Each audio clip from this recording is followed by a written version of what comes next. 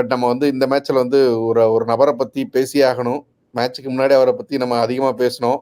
சிவம் தூபே தலைவன் வந்து இன்னைக்கு வந்து ஒரு 35 ரன் அடிச்சு கொடுத்துருக்கான். ஒரு வேலிடான ரன்ஸா இருந்துச்சு சேஸ்ல.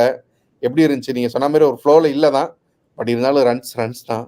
காலம் எப்படி மாறுச்சுன்னா, நான் சோசியல் மீடியா ட்ராக் பண்ணிட்டு இருந்தேன். ஆறுச்சாமின்னு சொன்னவங்க அவுட் ஆயிடுறா சாமி அப்படின்னு சொல்லிட்டு இருந்தாங்க. ஏன்னா ரொம்ப கஷ்டப்பட்டாரு கிரீஸ்ல.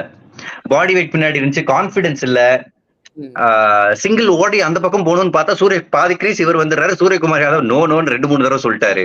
பட் ஒரு நல்ல விஷயம், இந்த மாதிரி கண்டிஷன்ஸ்ல கடைசி வரைக்கும் கிரீஸ்ல இருந்தாரு. ஏன்னா ஒரு ரீசனோட தான் அவர் ஆட வைக்கிறாங்க. வெஸ்ட் இண்டீஸ்ல ஸ்பின்னர்ஸ் ஆதிக்கம் இருக்கிறப்ப இவர் அடிப்பாருன்றதான் ரீசன்.